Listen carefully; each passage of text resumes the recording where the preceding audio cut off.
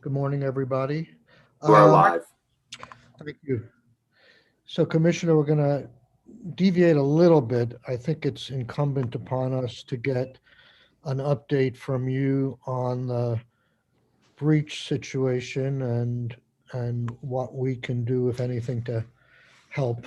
I haven't heard f- from any constituents yet, but some of my fellow committee members have. So, let's just start out with giving you the floor and see where that takes us. Sure. And may I just say, Mr. Chair, we're all just, thinking of all of you as you try and figure it out. And so sorry that this is happened. I mean, but sorry, all the way around. It's just lousy. Yeah, and I would concur. So, we'll do our level best to correct the issue and move forward. Just for background and for those who may be watching, every year the department issues 1099s to individuals who receive benefits. 2020 added a level of complexity. Typically, we issue one 1099 to probably roughly between 6,000 and 8,000 people. This year, we're issuing, in some cases, 3 and 4 1099s to individuals, and the total population is about 180,000 1099s being printed and sent out, meaning there's 180,000 possibilities for a mistake or needing to even just validate data and get it out the door. And I, in all honesty, our teams, both on the business side in UI and on the technical side in IT, spent the better part of a month validating, correcting, rerunning, and revalidating data to make sure that the person, the claimant that was identified, and the amount of benefits we were showing that were paid to them matched up and were true and accurate. And we got to a place at the end of last week where we felt like the data that was being pulled and run out of the system was true and accurate to the best of our ability. However, it looks like what inadvertently happened somewhere along the way is the data was pulled from the system, and somewhere between pulling the correct data from the system and providing the sheet that would be used, or the document that would be used for printing and mailing the 1099s was somehow inadvertently missorted or improperly sorted, and that happened without the cells being locked in. And so, that to the best of our knowledge at this point, that is likely the explanation, although we're still conducting a review. And unfortunately, that document then made its way to the printer, and they printed and mailed the what is now the bad 1099s. And so, in terms of scope of the issue, there were 4 different sets of 1099s that went out last week and over the weekend. This included the Lost Wages Assistance Program 1099, the Vermont Short-Term Supplemental Benefit 1099, the $1,200 prepaid benefit 1099, and the PUA program benefit 1099. At this point, we believe we've narrowed it to really those in the Lost Wages Assistance Program and the Vermont Short-Term Supplemental Benefit Program is where the improper sorting happened or improper mailing happened. But I think to be on the safe side, to make it easy for people to understand next steps and our process forward, we're simply recalling all 1099s and are telling people not to use them. And we will reissue either corrected 1099s or simply validate the ones that we still have that haven't gone out yet are true and accurate. I don't think we wanted to leave it to people to have to discern which program is which and which they received and which is good and which is bad. We're just going to recall them all. At this point, it's likely roughly about 80 to 90,000 1099s out of the I think the actual official number is about 175 plus thousand that will eventually go out.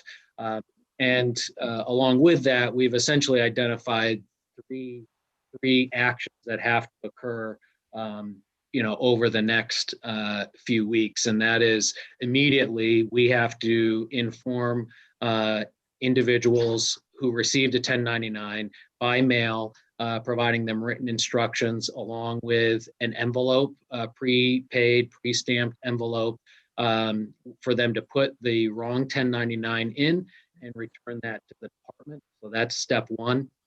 Step two is identifying the population where there is the likelihood or even the potential that their social security number and name were combined together correctly, but made it to the wrong individual. And so there is that possibility out there, and we need to be alerting those folks and providing, essentially next steps for not only safeguarding themselves, but also what the department and the state is willing to do to help them through that process and cover the cost of protective services for their identity. And so that will be essentially the second step in this process. I'm assuming step one and step two will likely happen concurrently at the same time, but just for the simplicity of explanation, I've broken them into two sections. And hopefully having all of that communication go out with next steps over the next 2 weeks. Part of the issue too is it's one thing to create the communication, but then we have to identify those populations, which is a large population, and then we need to mail them all this letter and self-addressed envelope to what is a population of 80 to 90,000 people. And then a smaller population or subset of that are individuals who may have had their identity compromised in some way, shape, or form. It didn't happen in every case, but we do know that there is a population out there where their name and corresponding social were the same, but made its way to the wrong person. And then the third and final step in this process is the and corrected printing of the 1099s and the quality control measures that have to go into ensuring that the new 1099s are true and accurate, that they're printed and mailed to the right people. And there's a whole slew of other actions that happen in there, but that's really where we're at now. We are instructing people, if you receive a 1099 or a letter from the Department of Labor, because you may not know it's a 1099 just by the outside of the envelope, but if you receive a letter from the department and the name and the address do not match on the front, don't open it. Simply put it aside and you will receive instructions for how to return that to the department. If you receive a letter from the department where the name and information and address on the front is correct, and you open that and find that the information on the inside of the 1099, the name and or the social don't match the recipient, we would just ask that you put that aside in a safe place, and you will also receive instructions for how to return that 1099 to the department in the coming days. So again, kind of two different scenarios, but really wanting to focus on how do we get control of the situation, how do we return the 1099s back to the department for destruction, and then how do we reissue new 1099s? And obviously in there focusing on protecting those individuals whose identities may have been compromised. Mr. Chair, may I ask a question?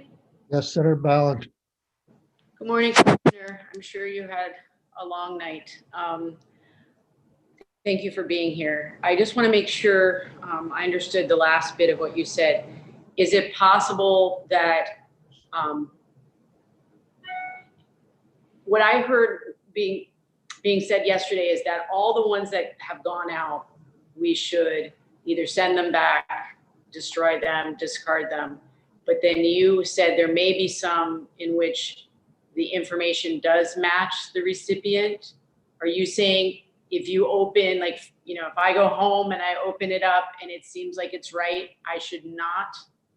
No, I would say. just want to make, yeah. Yep.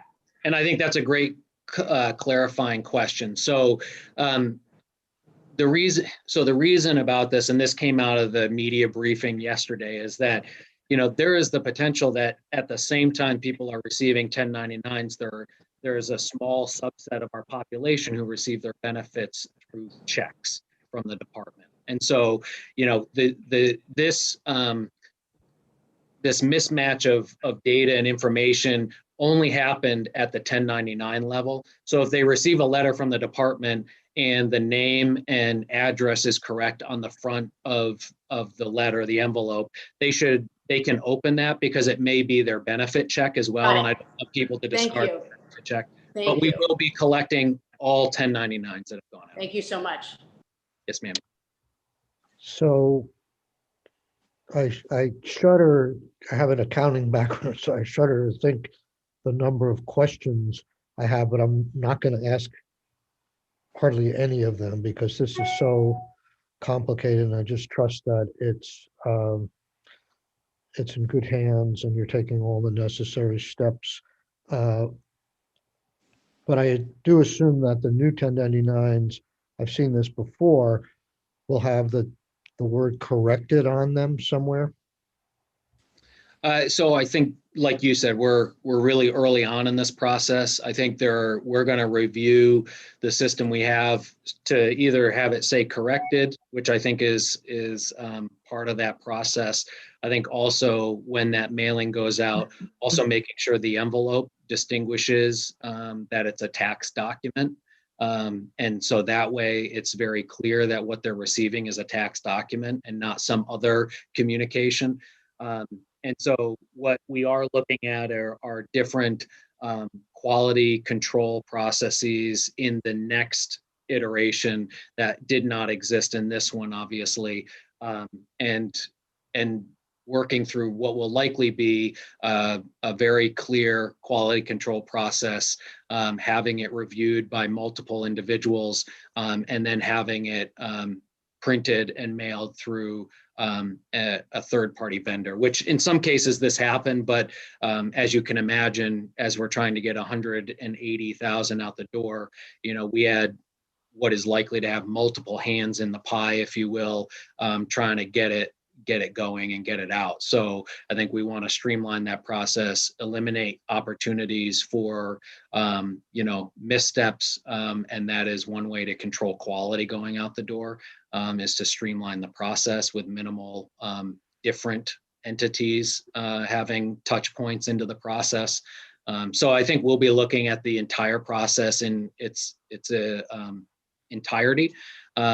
And looking at ways, and I think that is one of the aspects, having it say corrected on it. The other aspect is making sure we are actually performing quality control checks on the actual documents that were printed before they ever get put in an envelope and go out the door.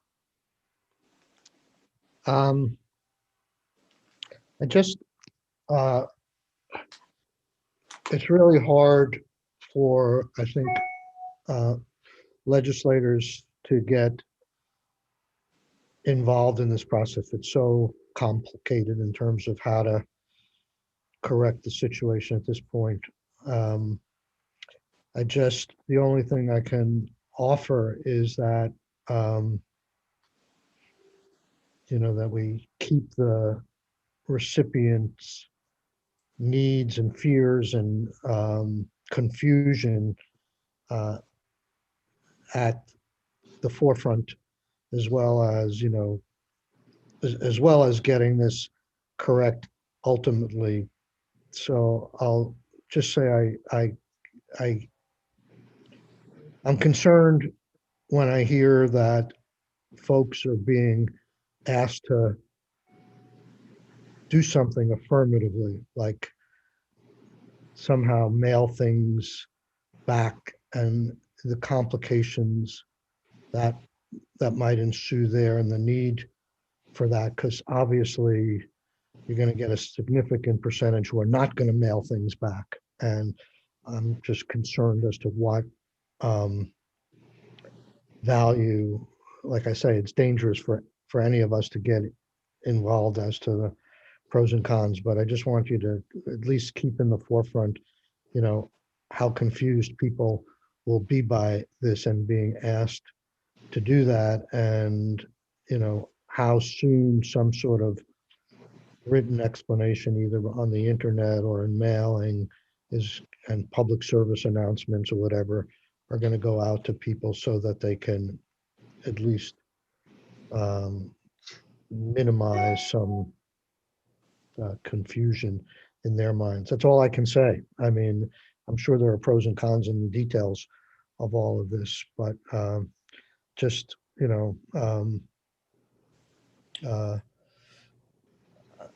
I hope, you're consulting. I mean, I know I've done this when I was at legal aid where, there were actually laws passed that say consult with advocates for some of these folks as to how some of these notices and requests would be received. So you have that voice at the table going forward. And that's essentially all I'm going to say, and leave it to other committee members who might want to weigh in on this, and then maybe we can move on.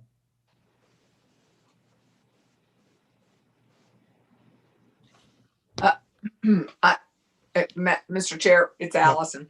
I guess, Michael, the one thing, I mean, I'd concur with our chair's comment, which is it would be great to make it as modestly burdensome on the recipient as possible. I mean, and you probably already know that, but for them to do, to be able to communicate, to email you instead of having to go to the post office and remail it or whatever, it would be wonderful to make it simpler for them, easier and less expensive, obviously, but maybe something an actionable response that isn't too burdensome is, I guess, all I would add to that.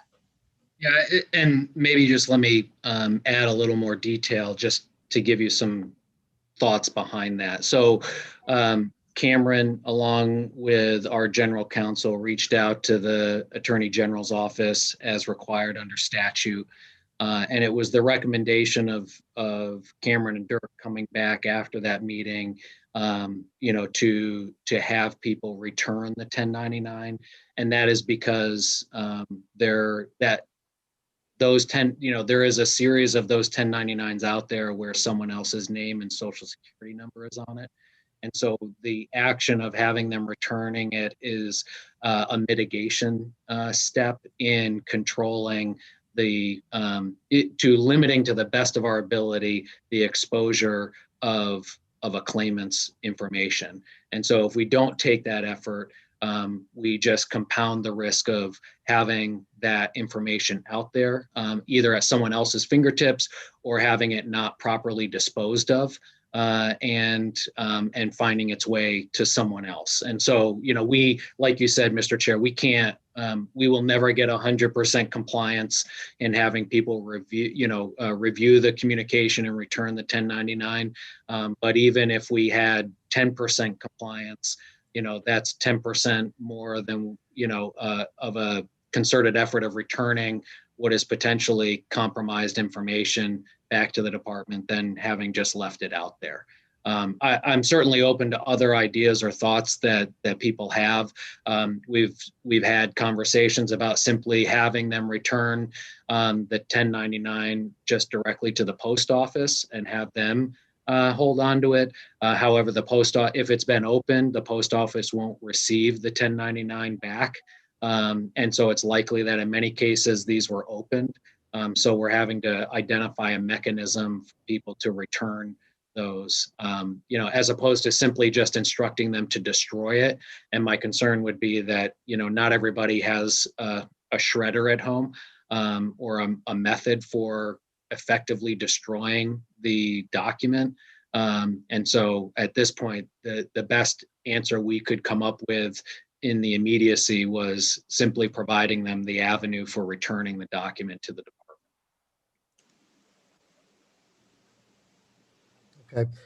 So if there's, I guess, in offering to help and to think outside the box if there are some particular legal requirements in terms of breaches and things to that effect. And, common sense would dictate that you would do it alternatively, but the law requires you otherwise, please, as you go forward, bring those to our attention, because maybe we could change the law to make it beneficial in this circumstances for everyone. It may not be a one size fits all. So just let us know and just keep uh, the angst level for recipients wherever you can at a minimum is what I would suggest. I just want to for folks who are watching, and I think you on the line know this, but for folks who are watching, just to clarify. So when we look at the total number of 1099s that have been mailed to date, it's roughly 80 to 90,000. Of those, we believe that approximately 55,000 had bad information. Even though we're asking for all of them to be returned, 55,000 of those had bad information. And then further, there is a much smaller subset of the 55,000 where we believe the actual name and corresponding social of a claimant may have inadvertently wound up in someone else's hands. So I don't want people to think that, all 80,000 that went out had bad information and that all 80,000 represent the number of people whose identities may have been compromised. There are much smaller levels and layers within that 80,000 that of the number that had incorrect information, and then a further subset and smaller subset of those that had potential compromising information. So just one clarifying thing on the numbers.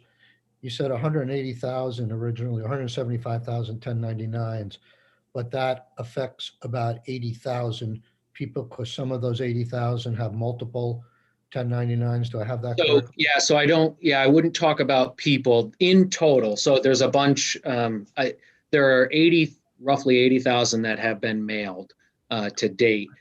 The rest of the 180,000, so roughly 100, were never mailed. So they still exist here at the department and won't go out. And then the 80,000 that actually did go out, 55,000 of those had bad information, and a smaller subset of the 55,000 had potential compromise. Right. And I assume the IRS and the tax department are aware of all this and able to do whatever they need to do, because don't they get copies of these things as well? So we haven't notified, so I shouldn't say we haven't provided incorrect 1099 information yet to the tax department or the IRS. So we actually have until the end of March to upload all that information to those entities. So we have not uploaded any incorrect 1099 information and won't upload information until we are sure that the correct 1099s have gone out. But we have notified in accordance with statute the potential for the improper data release. Okay. Thank you. Let's move on to more positive things. Unless any committee members have any follow-up questions or any of our witnesses want to add anything. I will just share, Mr. Chair, that I will, depending on how long we go, I will step off in about 10 to 15 minutes for the governor's press conference, but Cameron can remain on. Thank you, Commissioner, very much. Yeah, thank you, everyone. Okay, so Damian, why don't we start with you? We have a new draft of an amendment to S10. My goal is to sort of get through any remaining issues with this amendment and hopefully to vote the bill out tomorrow. People can spend some time with it this evening if they have any final questions, but we did raise a few issues. We were moving in the direction I think that the department wanted us to move, but we had some additional changes and protections we wanted in there. So Damian, why don't you can walk through the whole bill again, but I don't want to be repetitive. So let's focus primarily on the changes, but to the extent you have to look at the whole amendment to give it some context, please do. Okay, And- sounds good. And Oh, just for the public, it's Senator Clarkson. draft 2.1, is that right? I believe so, yes. I'm And it's gonna on put our it up website. on the screen. Yep. Yep. So let me hold up here. Okay, great. So the draft is up here. It's draft 2.1, dated Sunday at 3:41 p.m. So just to orient you here, the unhighlighted language here, just the regular black and white, has not changed from the first draft of this that we looked at. So 1325 section 1 here deals with employers' experience ratings. Basically what we're providing is that employers shall be relieved of charges for benefits for a period of up to 8 weeks or another period as extended by the commissioner. And my understanding is the commissioner intends to extend the period from March 15th through the end of last year for the 2020 benefit relief. And then what we've provided here are the reasons why you could get relief, the temporary ceasing of operations, the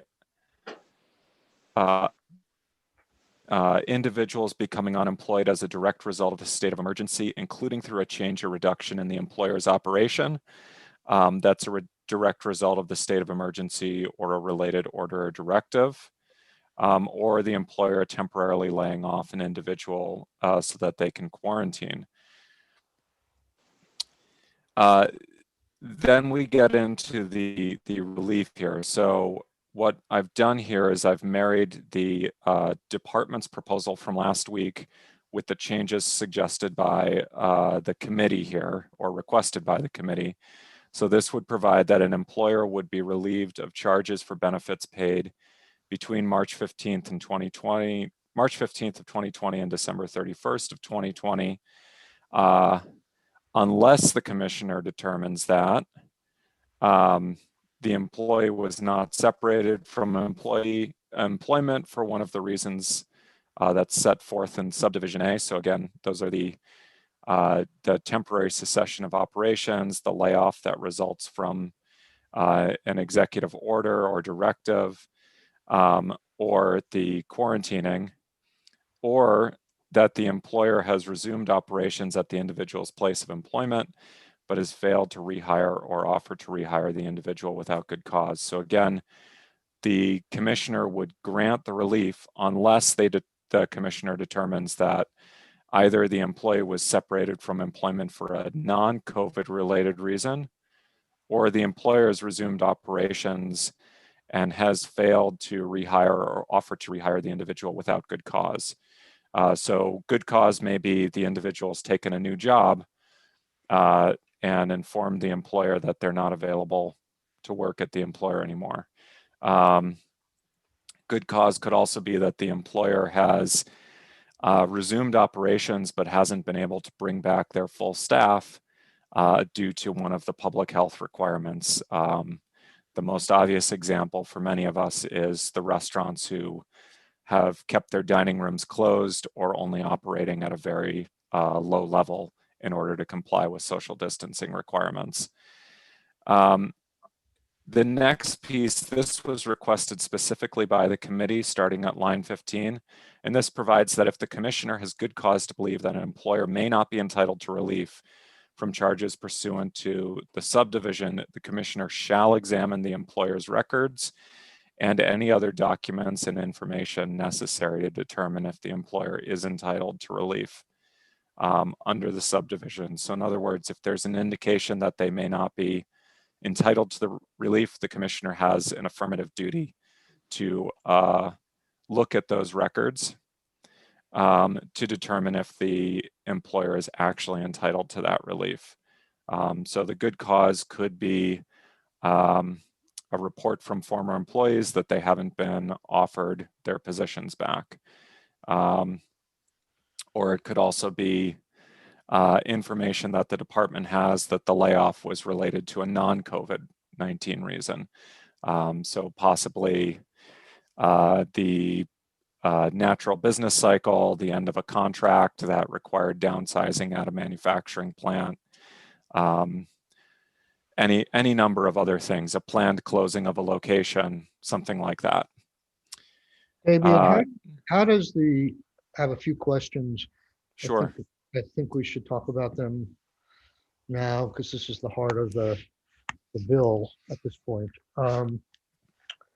Uh, How does the 8 weeks factor in here? Is there a different standard if the reopening or whatever happened within that 8 week period during this 2020 year? So that's a good question. The 8 weeks is a carryover from earlier on, but it does provide that it's not more than 8 weeks, except as determined by the commissioner. Let me just find that. So period of up to 8 weeks. So if, for example, you closed for 2 weeks and then brought everyone back at the end of 2 weeks, then you'd only be entitled to up to those 2 weeks. And then the provisions of subdivision C provide that the commissioner may extend the period. And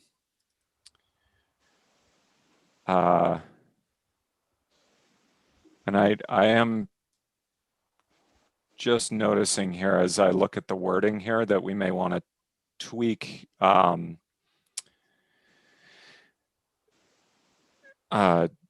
tweak the language here on B so that it says be relieved of charges or subject to the provisions of this section. An employer shall be relieved of charges for the benefits paid during the period between March 15th and December 31st, or something to that effect. Just to make it clear that it's the 8 weeks is the base requirement, and then the commissioner has to make the determination to extend that.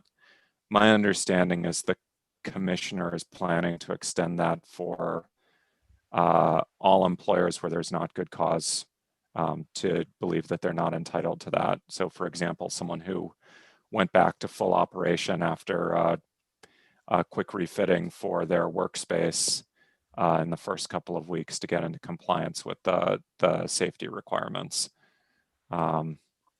But I would defer to Cameron or the commissioner to address that. My understanding was what has been happening and what the department was planning on doing was to waive that they had been planning on extending the 8 weeks for the full year. I'm a little concerned if there's some sort of choppiness in the layoffs and rehiring, reopening, and how does that work? And have we just sort of thrown in the towel for administrative convenience to say that all layoffs during this period, COVID and non-COVID related, are going to be non-chargeable? No, they specifically have to be COVID related. So that is a requirement in subdivision B, that the employee is not entitled to that relief if the commissioner determines that the employee was not separated from employment for one of the COVID-19 related reasons, or that the employer has resumed operations but has failed to rehire or offer to rehire the individuals without some sort of good cause. But aren't we, I mean, this is the heart of the bill at this point, and aren't we essentially making the default position that all benefits were COVID related unless it comes to the commissioner's attention that they may not be And I mean, maybe it's taken care of by that new language we put in that, there's a shutdown of a business, and then there's a reopening of the business, and then there's a layoff that, let's say, an individual layoff that's not not related to COVID. Maybe their business has gone down for a different reason and they have to lay off 2 people or something like that. So I'm just wondering, are we going to in any way capture those folks? I mean, the 8-week thing provided some protection in the sense of good cause to extend it.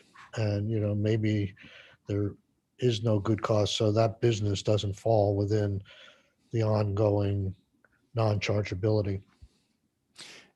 So you're right that the default position in this bill is relief from charges for employers. And it basically says that the only time you're not going to get relief from charges is if the commissioner makes a determination that the layoff was not for a COVID-19 related reason, or that you failed to rehire after resuming operations. And the commissioner is not directed to investigate that unless they have good cause to believe that an employer may not be entitled to relief. But the department, may already be aware, and again, Cameron can speak to this more than I can, or the commissioner can. They may already be aware of businesses where the layoff, is subject to other things. So, for example, the layoff may have coincided with the beginning of the pandemic, but it was subject to a WARN notice, which is the notice of a mass layoff that was issued before the state of emergency was declared. So they know that that layoff was going to happen regardless of the pandemic. And there may be other instances that they're aware of, such as that, where employers are already disqualified from the forgiveness of those charges. And then this gives them basically the direction to investigate when they have cause to believe in other instances that the employer may not be entitled. But if they don't have that cause to believe or information, that leads the department to the conclusion that the layoff may have been may not have been for a COVID-19 related reason, or that the rehire or offer to rehire may not have occurred, then they revert to the default, which is relief from charges. Does that make sense? I think I may have. It does. jumbled Maybe we that a should, forgive me, committee, but maybe we should just hear from Cameron briefly before we move on as to whether there are some circumstances within the normal 3,000 or 6,000 claims, or that you may have seen otherwise, that would be brought to your attention. Or I think you may have been saying that you've just stopped doing that kind of investigation or request for information because you've been so overwhelmed that you just nothing's really going to come to your attention unless, in the education and outreach we do, you hear from a self-identifying employer or an employee that is upset for some reason. There's no other mechanism in place where you would have learned of something to that effect. Can you address that, Cameron? Yes, sir. I'll try quickly. For the record, Cameron Wood, Unemployment Insurance Division Director for the Department of Labor. I think you and Damien have really somewhat hit on what our approach will be. There are employers that we are aware of where their layoffs would not there would be a question as to whether they would be COVID related. And we would investigate those to determine whether or not they would meet the criteria. The vast majority of those would likely be coming from something like a WARN notice, like Damien commented on. I think for us, there will be a slight presumption that things are COVID related, but I like the language that we have here because it will give us the opportunity to investigate those both when we hear from an employee, for example, that they're not being offered their job back or their layoff wasn't COVID related, or as we move forward in doing our just normal course of business and investigations, we can determine whether or not something was COVID related. We would, in a lot of instances, have a separation form coming back from the employer that we could fall back on to rely on if necessary. So I think there are some instances where we would like to investigate now or could investigate now, but I think we would move forward with more of a presumption of charge relief, but then obviously having the authority to go back and look at that. As we've talked with the committee, it would likely end up being, potentially something we could add on to our audit checklist, for example, to just make sure every time we're going out in the future that we're validating this with employers at the time. So just so I think I may be being redundant here, but so the committee understands, I think the direction we're moving in is for administrative reasons, not as tight as what we expected in the law that passed last year. And we're willing to do that. And we're being generous to the employer committee, maybe not so generous to the trust fund in terms of chargeability. But I guess I think what we have here is a good compromise, but I would, and Damien, correct me if I'm wrong, there is still a penalty if, is there a penalty if an employer takes advantage of this knowingly? I mean, employers, at a significant point, are going to know whether it's a traditional kind of layoff or whether it's COVID related.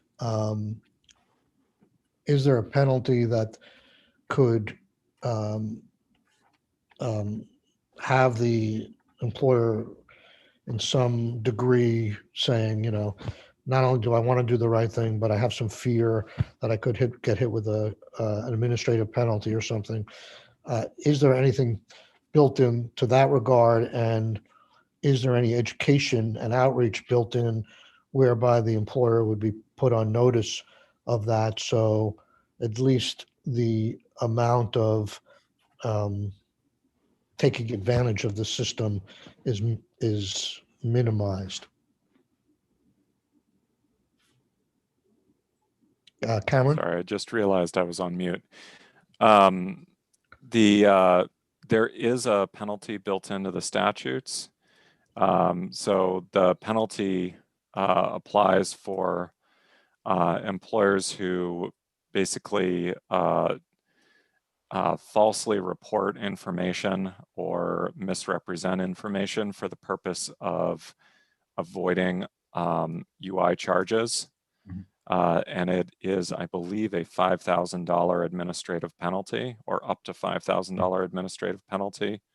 So as we go forward into 2021, that will clearly come into play. And I appreciate the department's willingness to go forward on a more regular course here, but there's really nothing to be required of employers in 2021 where that might be a concern of theirs, correct?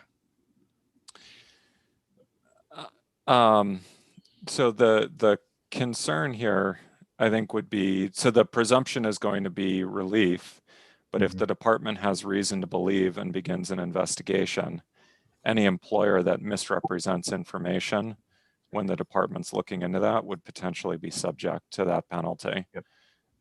And I think Cameron can probably fill in more Yeah, detail. go ahead, Cameron, please. Damon, you're spot on, and you hit the section. It is up to $5,000, so that could even be incorporated into some messaging we want to send out potentially in the future. But my thoughts in my head are twofold right now. One, as Damien just mentioned, if there's a presumption of relief and we provide relief, but then we're doing an investigation later on down the road and the employer is, providing us false or misstating the circumstances, we can provide an administrative penalty up to $5,000. But I would also think as we move forward in 2021, if we want to set up some type of application process and an employer applies for relief, and provides us information that is knowingly false in order to take advantage of continued charge relief, we could then apply this penalty as well. I don't have any problem with 2021. I just want to be clear what we're doing here. And it sounds to me, Cameron, like the only time someone in 2020 would be potentially charged with a penalty would be if you do an investigation and at that point they provide you with false information. If they, but the flip side is that if you, in the investigation on a 2020 chargeability, you find out that they should have been charged, you will only start charging them. You won't in any way penalize them if you find out that they clearly knew that they should have been being charged in 2020, but just were silent about it. It would be difficult to penalize someone in that instance for just being silent. If the department provides a benefit to them, and it's not based on any false representations from the employer, I don't think we would have the authority under that statutory section to apply any penalty. So if the committee is, we might as well cut to the chase here. If the committee is following this, we could clearly pass a law that says, in terms of like the outreach that goes out, be aware that if, this becomes, if there is a question as to your chargeability and we investigate and we find out that you should have been charged and you knowingly did not let us know that you were in these circumstances where you were charged, that you might be subject to a penalty. So there is a distinction here.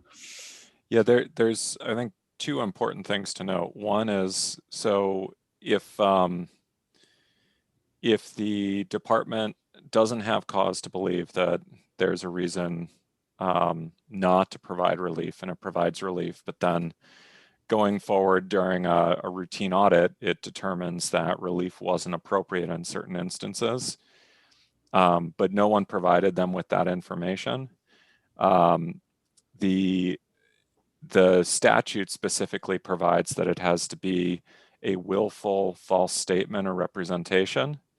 So the employer may not have been guilty of that, but the employer can be required to pay back charges to the account. So there are sort of two avenues the department can pursue. The first and lesser one is if the employer just kind of accepted their bill and didn't realize that they'd gotten forgiveness where they shouldn't have, or no one brought it to the department's attention, so there wasn't this willful false statement, then it's just back charges. But if the department realizes that the employer not only got relief they weren't entitled to, but they did it because they made a misrepresentation, then there's back charges plus a penalty of up to $5,000. So that's kind of the twofold way for the department to So let me enforce this. let me ask the question this way. An employer during this pandemic, during the 2020, lays somebody off because they don't like the person, or just has a loss in income and needs to lay somebody off, and knows very well that they would normally be charged, but decide to go along for the ride, and with this presumption of it being pandemic, they don't in any way tell the department. I realize that it's unlikely that they're going to be caught, but an employee files something and says whatever, that it leads to a cause to investigation. They investigate and determine that that employee should have been charged. The employer should have been charged for those benefits. What is the penalty at that point? They could get charged for the back benefits. They could get charged for future benefits, but they're not going to be subject to any kind of administrative penalty because they didn't willfully, well, maybe they did willfully not disclose something they might have otherwise been required to in the normal course, but they're not being asked for that information. So, we're beating a dead horse, but I just want to be clear that we're going to be relieving those employers of any incentive to let the department know that this would have been a normal chargeable circumstance. Is that correct?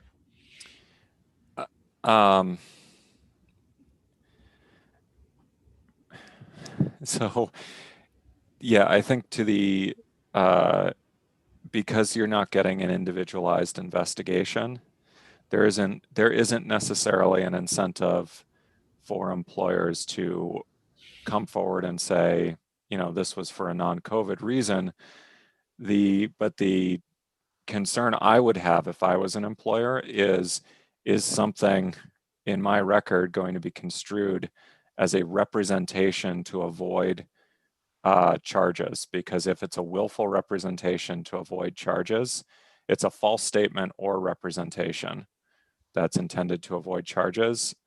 So that would be my concern. I think in this case, though, what the way the statute is set up is the department's going to investigate if they have good cause. And then if the department finds out later that they missed folks, they're going to back charge those folks. And I can see Cameron wants to say something. So Cameron, go ahead. No, I just one comment kind of came to mind. I mean, Mr. Chair, yes, I think your articulation there is accurate And poor. I don't think so. In the vast majority of scenarios, what I could see is if we go and do an investigation, the first place we're going to start is what information was the department given upon separation. And, what I could see is if the employer was providing false information to the department at the time of separation in order to try to take advantage of this, I could potentially see. Let me stop you providing a here. penalty. I didn't realize that you were going to be getting any information at the time of separation. Well, information that we have received potentially from the employer on a separation form, potentially. We've had over 2020, some employers have still been able to respond to our request for information. Many employers have not been able to. So the question I would just say is, did the employer provide any information at that time to indicate that something was COVID related if upon investigation we find out it's not COVID related? And then in that instance, we potentially have a situation where the employer has provided the department, false information to try to take advantage. The question would just become, Okay. whether or not we could Well, use them. that's helpful. I had thought that there was no collecting of information at the time of separation during 2020.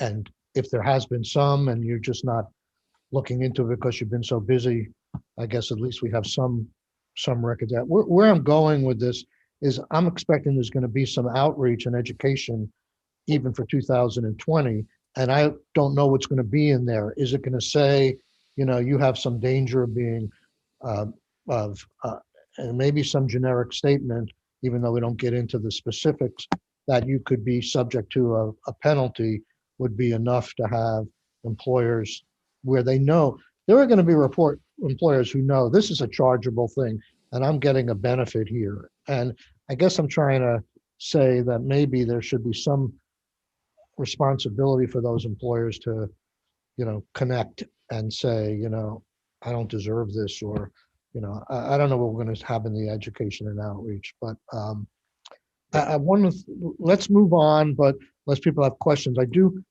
want to comment on something that Damien said that was a little concerning. You said, if the commissioner has good cause to investigate. I thought that was one thing that we had decided, that if they get any information, they shall investigate. It's not that they don't even start an investigation unless they think there's good cause to do it. They're supposed to. I thought we crossed that hurdle in the language you came up with, that upon notification they shall investigate. So I can change that language. That was just the language that I came up with to try to reflect what the committee was discussing, but it sounds like I may have set that standard too high. Yeah, that's something that at least I thought I was trying to make clear. We don't want good cause upon good cause upon good cause, discretion upon discretion upon discretion. If somebody says, I have a problem with what's going on here, that there should be an investigation of that case. And I thought that's at least, where we were as of last meeting. Senator Clarkson. I thought it said shall examine on line 17. Yeah, but it's based on if the commissioner has good cause to believe that the individual should not be granted relief, they shall investigate. So I think what Senator Sorokin is saying is strike out the word good. Has cause to believe, right, the commissioner shall investigate to determine if relief is appropriate. And just because I was wanting to say this earlier, I think it's critically important that the education be really clear up front about what will happen if people aren't if employers aren't on the sort of up and up. I mean, that there will be penalties, but I think it's I think the education piece on this going forward is really important, because it's on both sides. So just before we leave that, I'll be very curious to see what the department comes up with on that. But anyway. Very quickly, Senator Clarkson, I would just say I agree with you. And, I don't want to speak to specifically what the messaging could look like. Right. I mean, I want to loop in our communications team, obviously, but, I can say here, I don't think we at the department would have any issues with making sure information about this is provided as well. That, in moving forward, if an employer is found to be providing, willful false information to the department to take advantage of this, that there is the subject to a penalty under this section. I don't see why we would have any problem with putting that in a communication to them, because I agree it would be important. Okay, let's move on, Damien, through the bill and see if we can have some time for the UI annual report. We have a block of time tomorrow as well, but let's go. Okay, great. So I'm just gonna reshare my screen. So section 2 here, the committee was concerned about the issue of what if the state of emergency is terminated with a week to go in a calendar quarter, and wanting to transition the effective dates for the relief off of that, given that, just because the state of emergency is lifted, there may still be COVID-19 layoffs and delays in rehiring and so forth. So what this provides is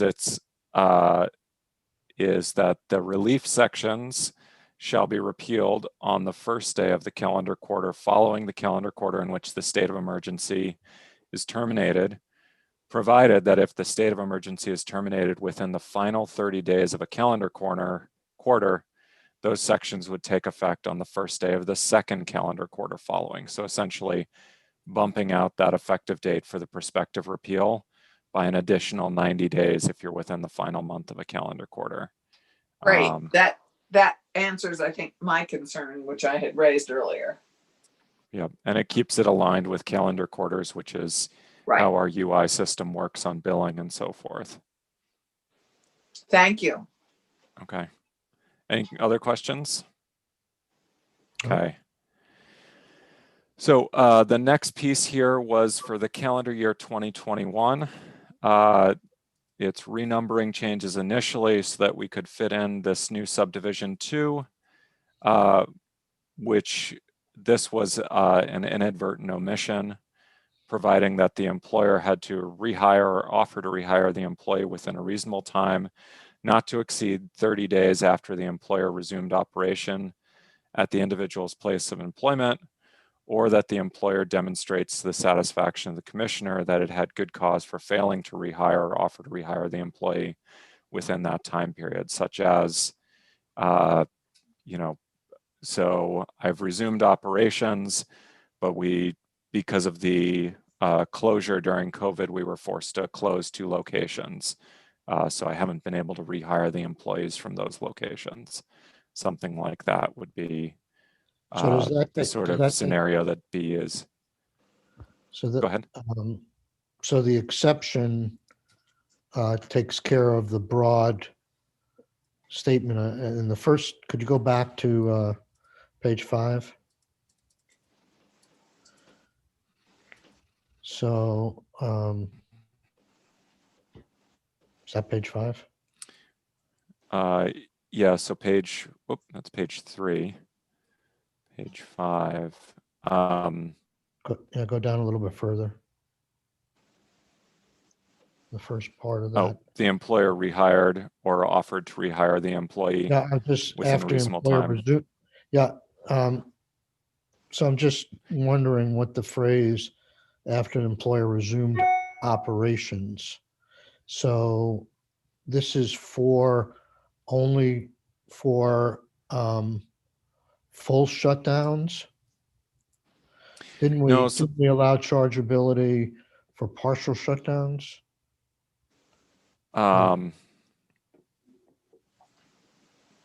Yes. So resumed operations, I think, would address, it addresses the ceasing operations either partially or completely. And it, let me just think here. Maybe we should cross-reference the sections above. I mean, I think. Yeah, I mean, I could just change that instead of resumed operations to within 30 days after the conditions set forth in subdivision 1 basically cease to exist.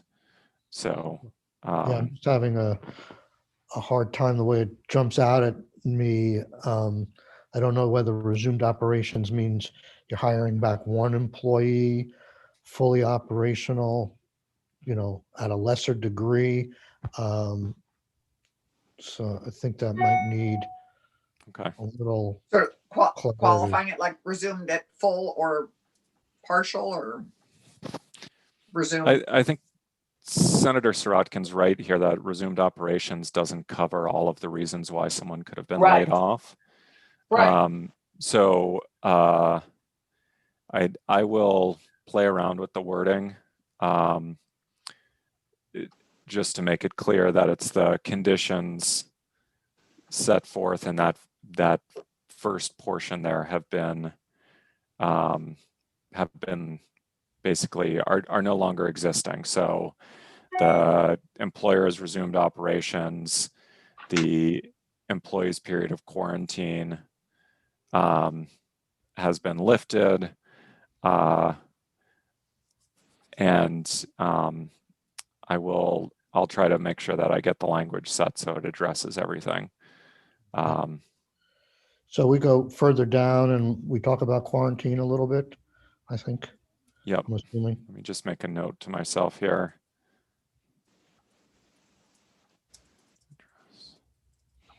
So this whole section is 2021, and it's really related to the rehiring requirement, correct? The other voluntary quits due to COVID don't involve rehiring, right? No requirement for rehiring there, right? Yeah, so the voluntary quits don't require rehire. So what this is, these are the employer-related reasons. So it temporarily ceased operations, and then, or I think the condition that caused the employee to become unemployed under subdivision B is lifted. So, or that the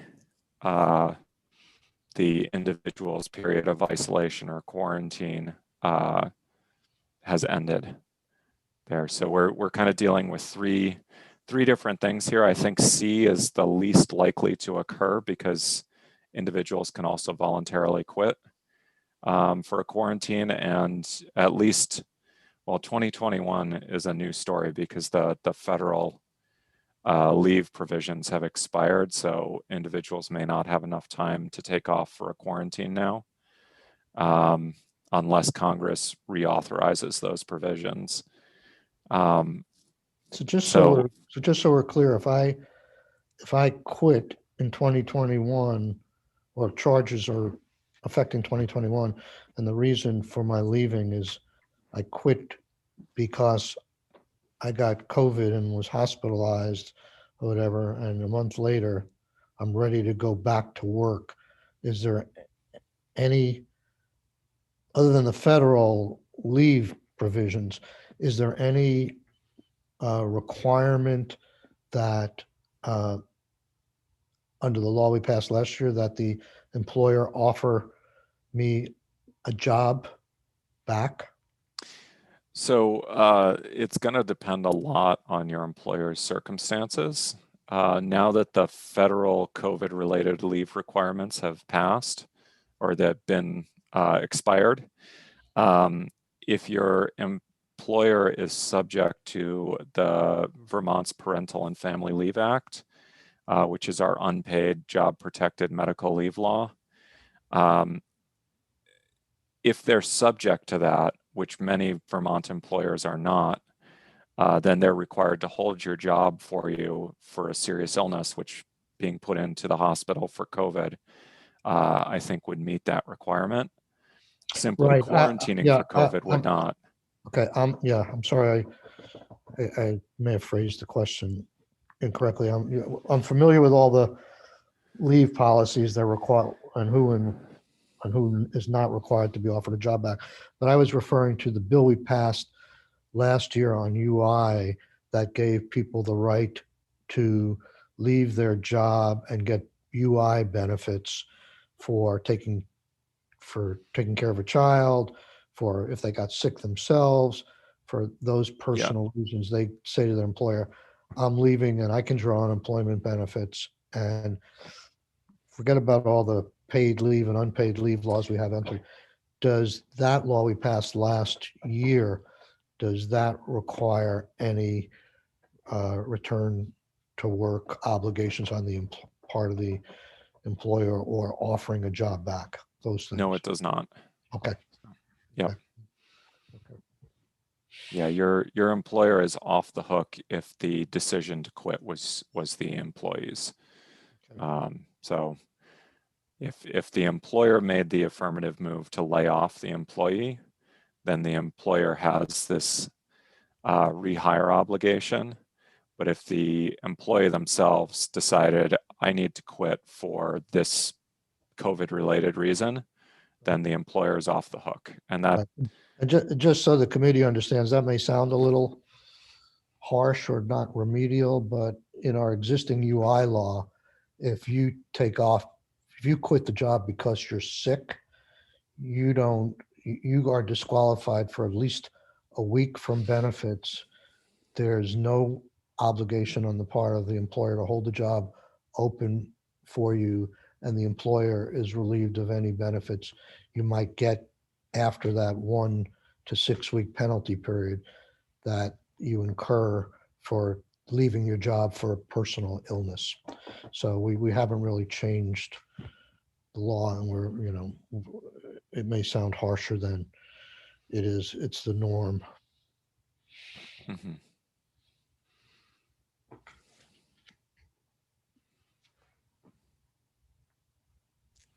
So when did it revert to when does it revert to the norm? Once it does?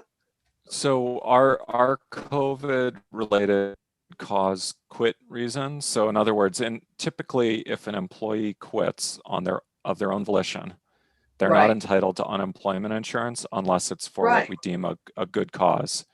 We made a number of COVID-19 related reasons, such as caring for a sick family member, caring for a Right. child who was home from school, etc., a good cause reason to quit employment. Or voluntarily leaving, right. Exactly. So to voluntarily leave employment and still be eligible for unemployment insurance, because we didn't want people choosing between caring for a family member and having income. Right, but you said something about that expiring at the federal level. I mean, no, So I guess I'm not following why this isn't continuing through the end of COVID. Right. So the federal government, in the bill that came out before the CARES Act, passed what they called the Emergency Family and Medical Leave Act amendments and the Emergency Sick Leave. Those are specific COVID-19 related sick leave and paid family leave requirements that they placed on employers that expired at the end of last year and have not been renewed. So in the bill that Congress was able to agree with the last administration on in the closing days of 2020, specifically did not include that there, even though it included an extension of some of the unemployment benefits, although not all, or at least not at the level they were enacted in the CARES Act. So that was one of the things that got trimmed.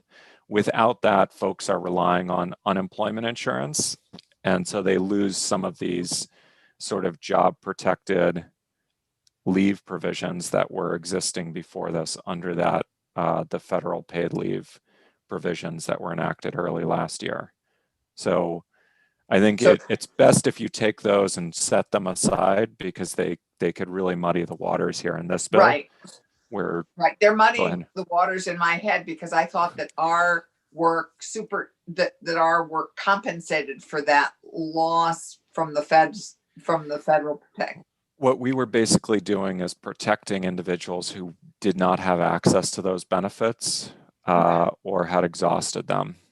So the federal benefits didn't cover everything that we were covering and didn't apply to everyone. It gets confusing because of the myriad of programs, but the major part of the bill we're dealing with continues the assistance we're giving to people who leave for personal reasons. But the big but is it gives them continuing unemployment benefits. It doesn't give them job protection. The bill that ended, or the law that ended in December on the federal level, gave benefits and job protection. So we're just continuing the unemployment insurance. That's why I was asking the question, is there any requirement for job offer or rehiring? And there's not, unless the layoff came from the employer, not from the employee. Got it. And the employer is when he shuts down his business, for instance. And so in Vermont, we can't supplement for that. We can't override that. Yeah, we can. We could pass a paid family leave law. Yes, Yeah. indeed. Yes, we could. So, yeah, so obviously, all of you understand the complications with that. And I think just the one thing that's worth noting here is one of the reasons why we set this up through the unemployment insurance system last year is because the limitations on the federal law mean that it applies to only some Vermont employers, but not all Vermont employers. So there are folks working for a lot of the smaller employers in the state who were left in a situation where they may have had a COVID-19 related reason, and the employer was continuing to operate. And so they needed to, and they didn't have any sort of leave requirements beyond the minimum state paid sick days or whatever their employer offered, which they could exhaust very quickly. So we provided the good cause quit provision there to give them the opportunity for wage replacement when they were otherwise falling through the gaps in the safety net that existed, either because their employer was too small or because they'd already exhausted what benefits they had with their employer.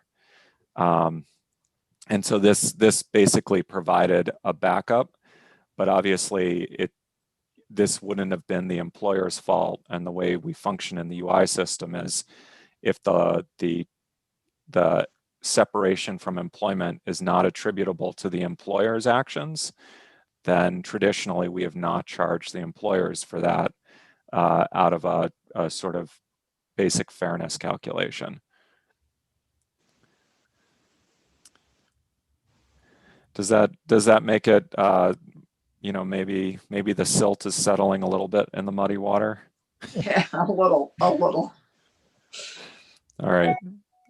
Any other questions on this section here? I'll tweak this language for tomorrow so that we have a little bit clearer statement of the requirement. Okay, let's just get through this, and then I'm sorry, Matt. And that's it actually for me. So. All right, well, that's been helpful. Let's digest this. Timing is going to be perhaps a little slower, but we'll pick it up again tomorrow. We have the same witnesses if Matt and Cameron can join us. If you can get the amended version out to the committee tonight and posted, people can read it, and maybe we can hit the ground running with questions, etc. And maybe we can still vote on this tomorrow. We do have some time set aside to be determined for Friday if we need to extend until then. I do want to hear from Matt and others about the annual report. I'm sorry this has been so in the weeds this morning, but I think we're getting there. Let me just, before we adjourn, can I just hear a couple of minutes from Cameron whether he basically agrees with this version or has any major concerns with this version at this point? Very quickly, Mr. Chair, based on what I've seen, just kind of looking at it this morning, I don't think I have any major concerns with this version. I'll do a little bit of a deeper look at it, if you will, with the commissioner today, but I don't see anything from my looking at it just while we've been here with the committee that I would be of deeply concerned about at this point. I appreciate that. This has been a collaborative effort to get to yes on this, and we may have hit the sweet spot. So let's adjourn now.